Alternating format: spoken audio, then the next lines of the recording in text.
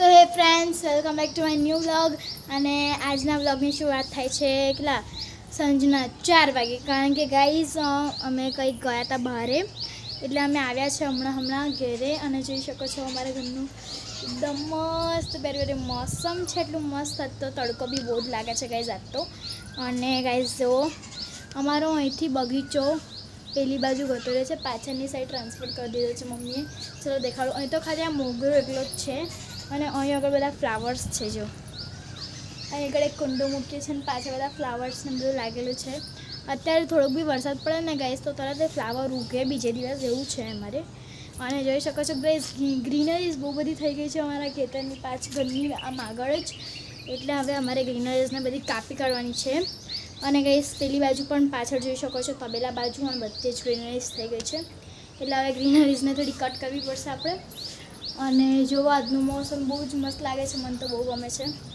અને મને થોડું સારું બી લાગે છે આજે, કારણ કે ગાઈસ 2-3 દિવસથી હું બીમાર હતી અને કંઈ પણ સારું નહોતું લાગતું. તો આજે કંઈક એકદમ ફ્રેશ લાગે છે. અને હું 12 વાગે ઉઠી હતી આજે, એટલે બ્લોગ શૂટ કરવાનો રહી ગયો ગાઈસ. પછી સૂઈ ગઈ હતી, એટલે આપણે 4 વાગે ઉઠી. અને ગાઈસ આ જો મારી દીદી અને જીજુના હાથ, શું કહેવાય આપણે હાથ પાડે ને લગ્ન પછી, એ છે આ જો. એક અહીં બી છે ને એક અંદર બી છે. અંદર તો કંઈ દેખાતા નથી. અને જો આ ચકલીઓ બધી બેઠી છે. કઈ ગઈ બધી ચકલી? તો એ ચકલીઓ બેઠી હતી, એ ગતી રહી છે. અત્યારે ઉડી ગઈ ચકલીઓ. અને જોઈ શકો છો આજ કેટલું મસ્ત લાગે છે જો. અને અમારે પાછળ બધી નેટ મારી દીધી છે. અને ચલો ઘરની અંદર તો આપણે અંધારું છે બધું. જુઓ ઘરમાં મસ્ત આપણે અંધારું થઈ ગયું છે એકદમ. જો ચલો મંદિર દેખાડું ગાઈઝ અમારું તમને. આ પાસે ટીવી છે, ત્યાં મમ્મી સૂવે છે એટલે.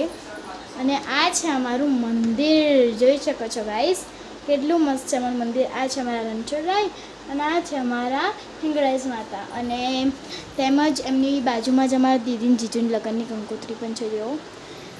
અને જોઈ શકો છો કેટલું મસ્ત છે અમારું ઘર. મેં કલર કરાવડાવ્યો હતો ગાઈસ આ ઘરમાં. અને મને આ કલર પણ બહુ ગમે છે. અને ગાઈસ તમે જો મારા બ્લોગ્સ જોતા હોય ને ડેલીના, તો મને મારા બ્લોગ્સને લાઈક કરજો, શેર એન્ડ સબસ્ક્રાઈબ કરજો. અને પ્લીઝ મારી ચેનલ સબસ્ક્રાઈબ કરો ગાઈસ.